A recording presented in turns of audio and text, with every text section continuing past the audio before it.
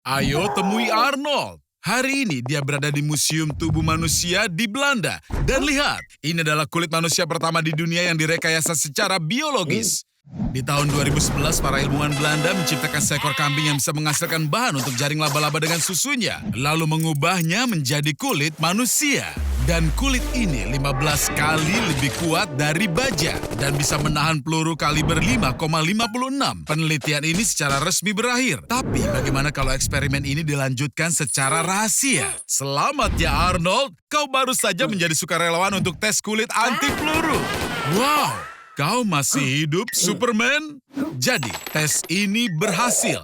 Hei Arnie, orang-orang ini tampaknya cukup senang dengan hasilnya, tapi mereka ingin meningkatkan percobaannya. Peluncur granat menembakkan granat dari larasnya dengan kecepatan 120 meter per detik dan bisa menembus baju besi baja setebal 50 cm. Sekarang kita membutuhkan sesuatu yang lebih serius. Misalnya, kulit yang terbuat dari fluorin. Ini adalah bahan terkuat yang dikenal dalam ilmu pengetahuan, sebuah allotrope karbon. Dan bahan ini 200 kali lebih kuat dari baja terkuat. Selamat ya Arnie, kulitmu yang penuh dengan minyak bisa menahan granat yang didorong oleh roket. Yang tentu saja tidak ada jaminan soal otakmu. Gelombang kejut mengubahnya menjadi jelly yang bergoyang-goyang. Tapi untungnya, kau berada di laboratorium yang sangat rahasia. Itu benar Arnold, saat yang tepat untuk kabur. Lagi pula sekarang senjata otomatis tidak bisa melukaimu.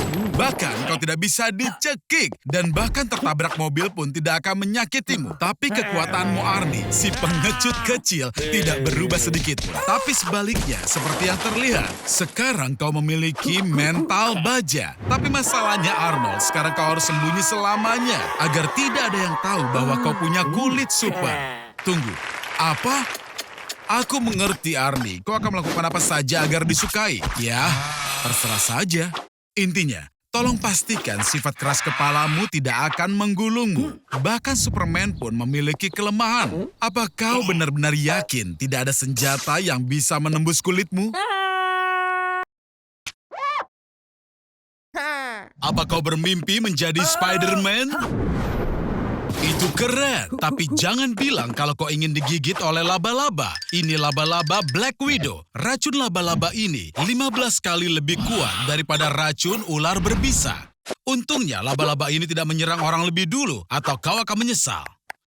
Tunggu, Arnold. Apa kau menelan laba-labanya? Jalur menuju lambung melalui kerongkongan, seperti seluncuran air yang curam dengan genangan asam klorida di bagian bawahnya. Dan asam tersebut akan dengan mudah menetralkan racun laba-laba. Jika didorong dengan minum segelas air, laba-laba akan mencapai perut hanya dalam waktu 2 detik. Tapi kalau tanpa minum apapun, itu akan butuh waktu 9 detik. Dan dia punya kesempatan untuk menggigitmu. Bersiaplah! Racun Black Widow mengandung neurotoksin alpha-letrotoxin. Saat kau digigit, neurotoksin ini menempel pada reseptor sel saraf dan menyebabkan masuknya kalsium di sana. Dan ini melepaskan hormon yang menyebabkan kejang-kejang dan juga kelumpuhan. Arnold, kau benar-benar menginginkan kekuatan super, iya kan? Sekarang otot perutmu bahkan mampu menahan palu godam. Dan bagaimana dengan ereksi selama 4 jam? Atau mata menjadi menonjol dan juga beloh? Entah bagaimana, menurutku kau lebih mirip penjahat super Arnold. Ada apa Arnie? Apa kau menyesal makan laba-laba itu? Mari kita manfaatkan halusinasi dan lihat beberapa opsi lainnya. Ini Arnold. Dia digigit laba-laba pasir bermata 6. Racunnya menyebabkan pendarahan internal dan nekrosis jaringan. Dan tidak ada penawarnya. Dan inilah korban gigitan laba-laba paling beracun di dunia. Menurut Guinness Book of Records, laba-laba pengembara Brazil, gigitannya dalam banyak kasus menyebabkan henti jantung. Namun kembali ke realitas kita. Untungnya, hanya 5% orang dewasa yang meninggal akibat racun Black Widow. Setelah 12-48 jam siksaan yang paling mengerikan, efek racun akan berhenti. Arnold, jangan, tunggu! Itu hanya laba-laba rumah kecil yang tidak bersalah. Sama sekali tidak beracun. Itu adalah sayuran besar yang indah. Hei, jangan makan di supermarket. Sayuran itu adalah GMO, artinya organisme rekayasa genetika. Tomat ini mengandung gen ulat sutra. Dan mentimun normalmu ini punya kemiripan 40% dengan manusia dari sudut pandang genetik. Tapi jangan takut, GMO tidak menakutkan. Dan aku tahu cara membuktikannya kepadamu. Ayo merekayasa genetika dirimu, Arnold. Adalah ilegal untuk melakukan eksperimen itu kepada manusia. Namun pada 2018, dua bayi hasil rekayasa genetika lahir di Cina. Mereka diprogram untuk kebal terhadap HIV. Sekarang kita berada di laboratorium rahasia Pentagon. Mereka terutama memproduksi tentara transgenik. CRISPR-Cas9 adalah teknologi baru yang memungkinkan DNA satu organisme ditanamkan ke DNA organisme lain. Seekor ikan biasa ditanamkan dengan gen dari ubur-ubur bioluminescence. Sekarang ini jadi ikan glowfish. Sayuran dimodifikasi untuk bisa disimpan lebih lama dan rasa lebih enak. Tapi bagaimana denganmu, Arnold? Kau ingin menjadi lebih tinggi, kita bisa menggunakan gen Michael Jordan. Dan kami akan menghapus gen berkeringatmu sehingga kau tidak akan bau lagi. Dan inilah Arnold versi 2.0. Kehidupan baru telah dimulai. Tanpa keringat, orang akhirnya mau duduk di sebelahmu di bis. Dan nenek tetanggamu akan berhenti memanggilmu si jomblo cebol berambut merah. Dan memanggilmu si jomblo berambut merah. Iya, rekayasa genetika belumlah sempurna. Tapi ini masa depan. Aplikasi desain bayi GMO akan segera hadir. Dan akan mungkin untuk menghapus gen kekejaman dari penjahat. Ini adalah tahap baru evolusi. Mimpi indah Arnold 2.0. Hei, apa yang terjadi? Arnold, kau mencuri semua jarum suntik dari lab itu? Apa? Kau ingin menyuntikkan diri dengan gen stroberi agar kau bisa harum? Dan gen corgi untuk bokong sempurna? Jangan lakukan ini, Arnold. Hentikan! Astaga, apa yang telah kita lakukan? Ternyata aku salah. Rekayasa genetika berbahaya tidak hanya untuk organisme, tapi juga untuk seluruh kota.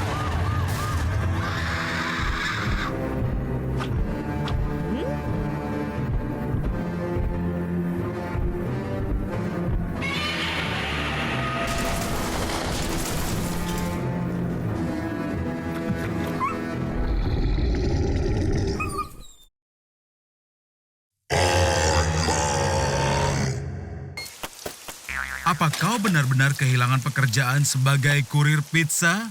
Sekarang, bayangkan jika kau punya 2 kepala.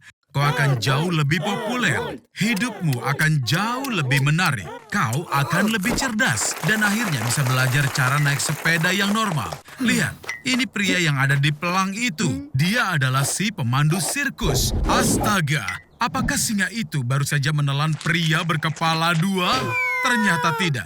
Sepertinya kepalanya baik-baik saja. Tapi apa yang terjadi sekarang? Apa pertunjukan besar musim ini akan dibatalkan? Hei, sepertinya si manajer melihatmu dan ingin kau ikut serta. Tapi hanya jika kau setuju 2 kepala ini dijahit ke tubuhmu. Bukankah itu yang selalu kau impikan, Arnold? Ya, karena kau setuju, kurasa kau harus cari tahu lebih banyak soal operasi ini. Transplantasi kepala pertama yang sukses dilakukan oleh Charles Guthrie pada 1908. Tapi dia melakukannya pada anjing. Salah satu kepala dijahit pada leher seekor anjing secara terbalik. Pada 1950-an, Demikov berhasil menempelkan kepala kedua yang berfungsi. Dia transplantasikan 20 kepala dengan tubuh depan anjing. Lalu kepala satu anjing ditransplantasikan pada tubuh yang lain. Lalu ada seekor monyet yang setelah proses transplantasi coba menggigit salah satu dokter.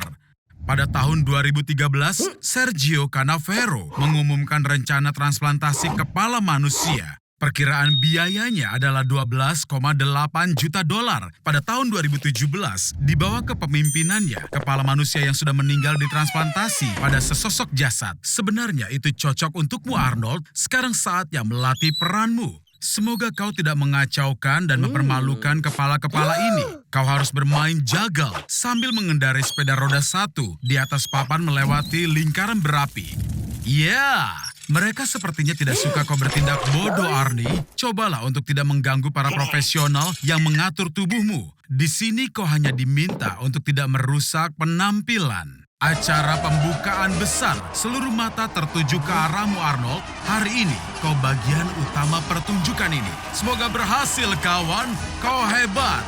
Hanya tinggal sedikit lagi dan apakah itu tak gaya di sana? Dia datang untuk melihatmu? Tidak, jangan teralihkan. Jangan sekarang, Arnold. Dasar bodoh. Dengan coba menjadi gentleman, kau justru mempermalukan diri sendiri dan Trull bersaudara. Itu kegagalan terbesar yang pernah dialami oleh sirkus ini. Itu terlihat sangat buruk. Kau perlu masuk rawat inap segera. Kau tidak akan berhasil sampai rumah sakit. Jantungmu bisa berhenti. Kau memerlukan transfusi darah darurat untuk menjaga tekanan dalam sistem peredaran darahmu itu. Selama Perang Vietnam, infus kelapa kadang-kadang digunakan untuk mengobati yang terluka. Hebatnya, air kelapa sangat mirip dengan plasma darah manusia. Jadi, apa yang kita punya? Cola? Baiklah, ayo mulai kerjakan. Tapi pertama kau harus membuang semua gasnya. Jika gas yang terkandung dalam minuman masuk ke dalam pembuluh darah, itu benar-benar akan meledakkanmu dari dalam. Cola mengandung gula, glukosa. Ini adalah sumber energi cepat yang sempurna dan memungkinkanmu untuk benar-benar jadi bersemangat. Ini terlihat berfungsi. Cola telah mengalir dalam tubuhmu. Tapi penampilanmu sedikit berubah, sobat. Bahkan rambutmu jadi berubah warna. Tapi di sisi lain, kau akan menjadi tamu yang paling disambut di pesta anak-anak manapun. Dengan begitu banyak kafein dalam cola mengalir melalui pembuluh darahmu, kau hanya perlu tidur setiap 3 hari sekali. Sekarang kau punya lebih banyak waktu daripada orang biasa. Lagi pula, bahkan atlet profesional pun minum cola untuk mendapatkan energi yang cepat. Dan kau selalu bisa mendapatkannya dengan mudah di supermarket terdekat. Jangan, hentikan dasar kau kamikaze gila. Hanya satu Mentos saja yang bisa mengubahmu menjadi rudal darat ke udara. Jangan khawatir, itu tidak akan merusak harimu. Cola bahkan membantu memerangi depresi ringan. Tapi, sejujurnya Arnold, cola dalam darahmu sebenarnya mematikan. Mata, ginjal, saraf, dan jantungmu akan paling menderita. Ya, tampaknya cola bukanlah pilihan. Jadi, apa yang terjadi? Apa kau baru saja dipecat dari McDonald's? Jangan khawatir, setiap orang pasti berbakat dalam sesuatu. Misalnya, mendengar tentang seorang pria dari Cina yang masuk ke Guinness Book of Records karena dia tidak berkedip selama 57 menit. Hei, kau mau pergi kemana? Arnold! Apa? Kau memecahkan rekor? Caranya? Kau menempelkan kelopak matamu dengan lem? Ya ampun, itu benar-benar berbahaya. Karena berkedip diperlukan untuk melumasi matamu dengan cairan. Kelenjar lakrimal kita mengandung antibodi, lysozyme, dan elektrolit. Tanpa itu, matamu akan menjadi tidak berdaya. Jadi, aku khawatir kau tidak akan bisa mengagumi rekormu terlalu lama lagi. Partikel terkecil di udara akan mulai menempel di mata dan menggoresnya. Selain itu, semakin lama kau tidak berkedip, semakin lama kau menginginkannya. Arnold, ada satu rahasia. Berkedip memiliki fungsi lain. Dia membagikan informasi yang kau terima dan memperbarui perhatianmu. Ini berarti semakin banyak hal menarik yang kau lihat, semakin sedikit keinginanmu untuk berkedip. Cobalah untuk mengalihkan perhatianmu dengan sesuatu yang menenangkan. Iya, seperti film jadul hitam putih yang bagus akan berhasil. Ada 3 jenis air mata, refleks, emosional, dan basal. Karena matamu kering, kelenjar air mata berusaha mencari kekurangan cairan kelembapan. Tapi filmnya juga tidak jelek. Oh tidak, siapa yang menyangka film itu akan ada ledakan nuklir di dalamnya? Arnold, bagaimana perasaanmu? Cahaya terang menyakiti matamu, penglihatanmu memburuk. Ini adalah tanda-tanda konjungtivitis. Ini perlu dirawat dengan benar. Itu pasti tidak akan sembuh dengan sendirinya. Hati-hati saat membaca petunjuk obat Arnold. Dengan penglihatan +5, sangat sulit untuk membaca dari dekat. Tapi dengan miopia di -5, kau akan punya masalah dengan melihat objek di kejauhan. Para wanita, hentikan! Dia itu matanya buta! Arnold, bangun! Sepertinya kau dipukuli oleh penjaga keamanan apotek dan kau kehilangan semua barang bawaanmu. Aku tidak akan bertahan dalam kondisi yang tidak sehat untuk waktu lama. Tidak punya kekuatan untuk bangun, kemiripan yang menakutkan dengan gejala konjungtivitas adenoviral. Ini terjadi ketika retina robek dan virus menembus masuk. Arnold, bangun! Kau akan mengalami abses dan ablasi retina. Dan kau bisa menjadi buta selamanya. Kau melihat lingkaran cahaya di sekitar ini? Syukurlah, sepertinya ada yang memanggil ambulan. Ada apa lagi? Arnold, itu bukan hantu. Mereka adalah dokter. Berhenti, kau tidak bisa bersembunyi di ladang jagung ini. Lagi pula, itu hanya gambar.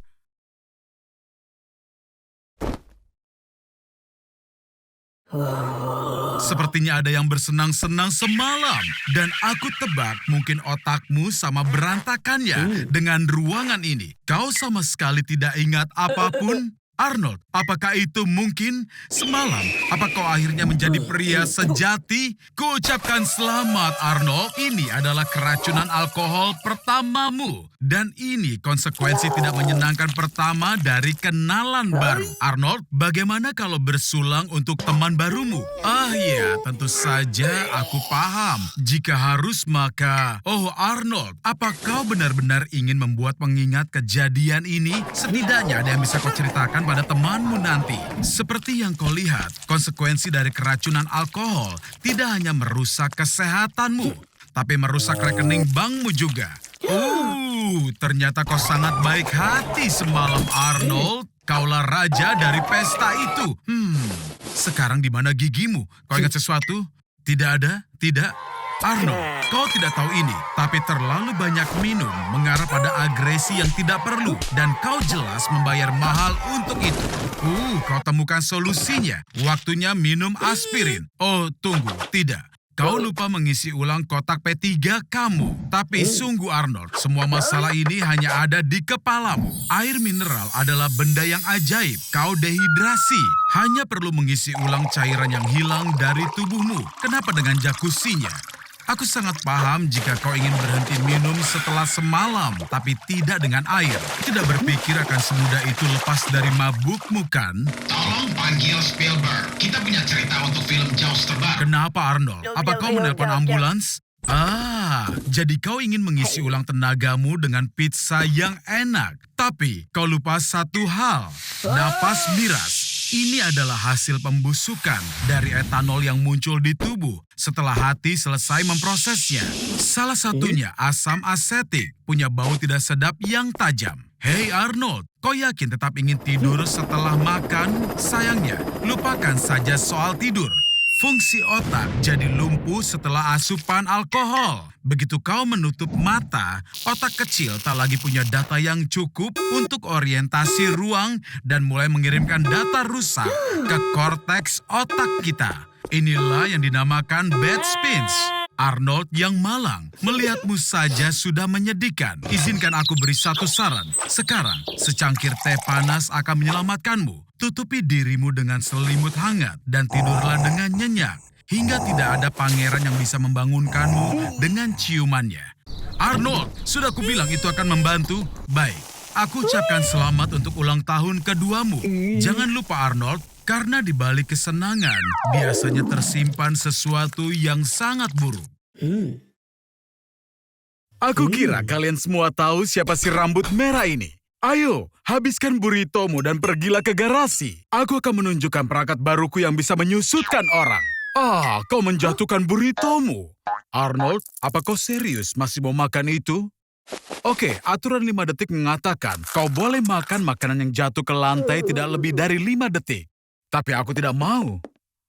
Arnold, ada apa denganmu? Apa perutmu sakit? Ini kesempatan yang tepat untuk menguji alat pengubah ukuran kuantumku dan mencari tahu dari dalam apa yang membuatmu sakit. Pakai helm ini, dan aku akan menghubungkan kesadaran kesalinan nanomu dan memasukkanmu ke dalam tubuhmu sendiri. Tapi lepaskan dulu celana dalammu.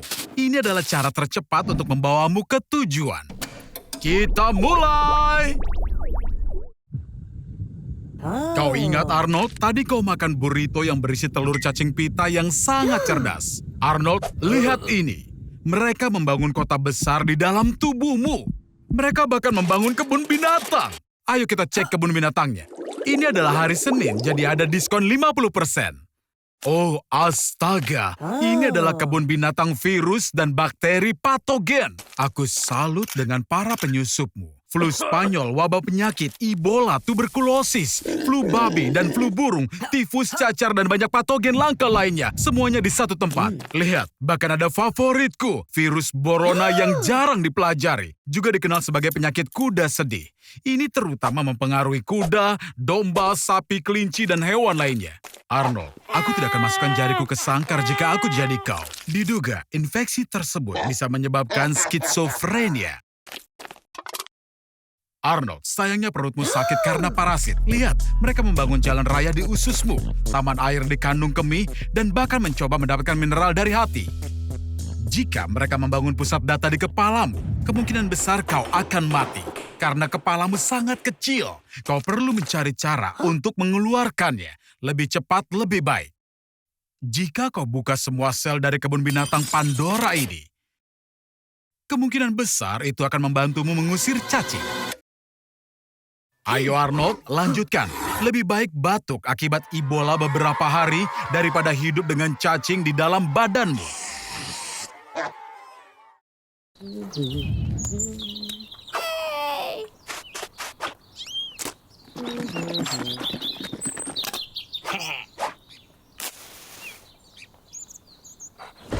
Hei Arnie, sekarang kau hanya akan makan daging mentah seperti karnivora. Bisakah kau rasakan betapa cepatnya tingkat adrenalin dan agresimu itu meningkat? Tentu saja akan sedikit sulit bagimu untuk mengunyahnya karena gigi manusia tidak beradaptasi untuk makan daging mentah. Sebaiknya potong kecil-kecil seperti yang dilakukan bangsa Mongol kuno. Bahkan, hidangan paling terkenal yang terbuat dari daging mentah, steak tartar, dinamai menurut nama mereka.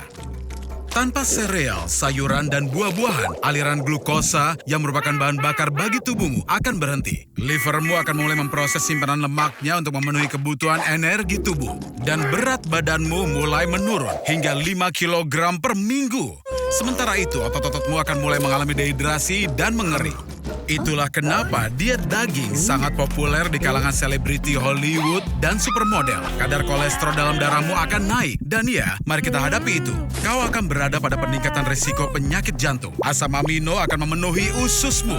Itu akan bercampur dengan bakteri dari kulitmu dan menyebabkan bau badan yang sangat menyengat. Daging mentah memang mengandung beberapa mikroorganisme berbahaya seperti E. coli, Salmonella, dan Listeria. Dan bisa menyebabkanmu menderita diare, muntah-muntah, dan hanya rasa bega di perutmu.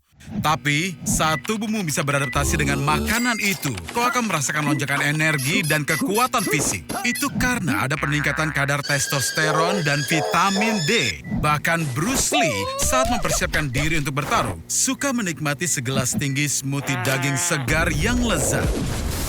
Nenek moyang kuno kita biasa makan daging mentah, tapi kehidupan mereka berubah selamanya saat menemukan cara untuk menggunakan api dan mulai memasak. Itu memotong 2/3 waktu yang dibutuhkan untuk pencernaan. Jadi, penggunaan energi berpindah dari perut ke otak dan ini memicu revolusi kognitif. Manusia mulai menggunakan pemikiran yang jauh lebih abstrak dan mengembangkan bahasa yang kompleks. Dan sebagai hasilnya, peradaban modern berkembang. Jadi, makanlah ayo kawanku Arnold, makan. Setelah mencicipi makanan Asia dan juga Eropa, dia pulang untuk mencoba sesuatu yang lebih eksotis. Duduklah di sini dan pilih apa yang akan kau makan lebih dulu. Ayolah Arnold, ini mini mini mo. Satu gigitan dari bayi kobra bisa membunuh seekor gajah seberat 3 ton. Hampir tak ada udara di perutnya. Tapi ketika ular menyelam, ular bisa menahan napas hingga 10 jam. Cairan lambung akan mencernanya dalam 1,5 sampai 2 jam. Seolah-olah itu seekor ayam. Dan semua sisanya harus keluar melalui anus. Oh lihat, itu bisa. Jika itu tidak menyentuh darahmu, itu tidak akan bisa membahayakanmu. Apa-apaan itu. Tapi begitu terkena luka atau sayatan, efek bisanya langsung terasa. Kelumpuhan, lalu kejang. Dan setelah 15 menit kau akan mati. Tapi hanya jika kau tidak mendapatkan antidot. Oke, siapa yang membiarkan kataknya masuk? Sebanyak 1 gram dari racun Phyllobates terribilis bisa membunuh manusia 1 kota. Andai ada hewan kecil yang menginjak jejak katak ini, racunnya akan langsung membunuhmu. Bahkan jika kau terkena setetes kecil racunnya pada kulit, boom, kau akan mati. Katak itu akan pingsan 30 detik setelah masuk ke dalam perut. Dan 10 menit kematian yang menyakitkan akan menantimu. Dan antidot untuk racun itu belumlah ada jika kau bisa berhenti mencarinya. Dan jika racun kalajengking ditambahkan ke dalam racun Phyllobates, kekuatannya akan meningkat hingga 12 kali lipat.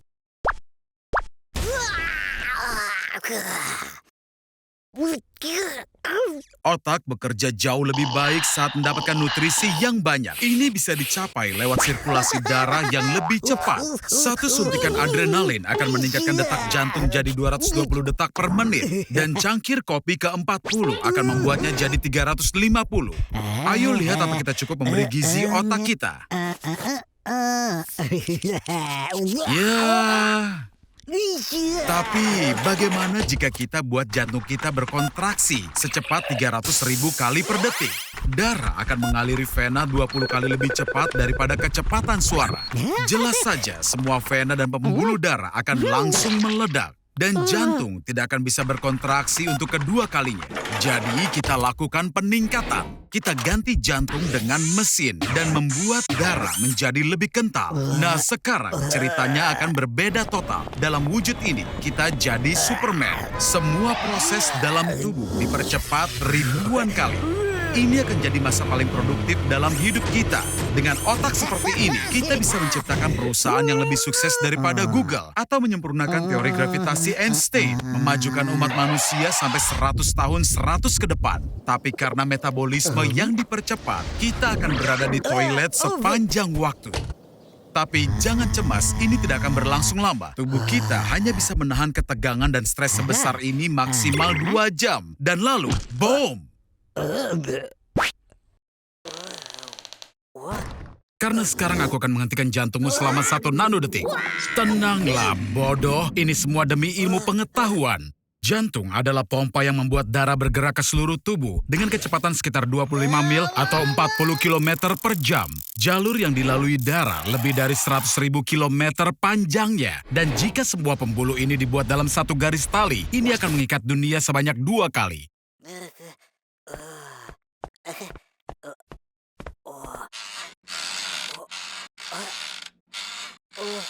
3, 2, 1, berhenti. Arnold, kau ngompol di celana ya? Dibutuhkan 0,4 detik untuk jantung berkontraksi dan istirahat. Jika semua jeda dijumlahkan dalam rata-rata hidup orang, ternyata jantung beristirahat selama lebih dari 20 tahun. Oleh karena itu, tidak ada yang akan memperhatikan jeda jika hanya untuk 1 nanodetik. Tapi aku sudah menemukan cara menerangkannya. Perhatikan dengan seksama. Jantung menyerupai rumah 2 lantai. Ada 2 kamar di bagian atas disebut atrium kanan dan kiri. Dan di bawah disebut ventricle. Dalam keadaan normal, darah dari atrium didorong ke ventricle dengan tekanan sedemikian rupa, sehingga darah secara hipotetis dapat menyembur keluar lebih dari 9 meter atau hampir 30 kaki. Kemudian ventricle mendorong darah ke paru-paru atau aorta, dan kau hidup normal seperti biasa. Tapi jika ventricle berhenti setidaknya selama 0,7 detik, di saat semua bagian jantung lainnya bekerja, maka boom, jumlah darah yang mengalir berlipat ganda dan meledakkan tubuhmu.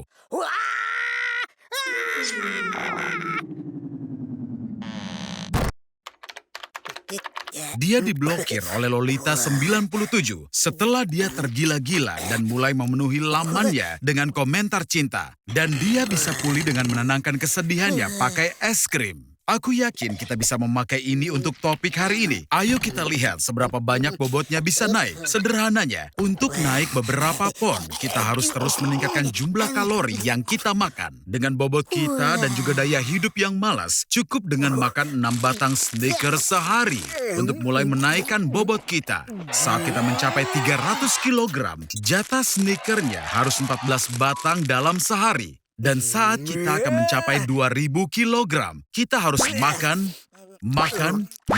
dan makan lagi. Sampai kita makan 17.000 kalori makanan sehari. Tidak ada orang yang bisa mencapai seberat ini. 2.000 kilogram akan menghancurkan tubuh kita. Lemak akan menghimpit organ tubuh dan pembuluh darah. Kita akan mulai untuk sesak napas. Tulang terkuat kita, yang 4 kali lebih kuat daripada beton, akan patah jika kita mencoba untuk berdiri.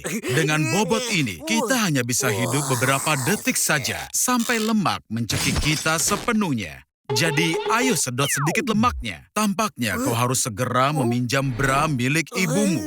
Makin banyak lemak dalam tubuh orang, akan makin intensif hormon wanita diproduksi. Dadamu akan membesar, suaramu jadi meninggi, dan teman kecilmu itu tidak lagi bangun saat pagi hari untuk menyambut hari yang baru.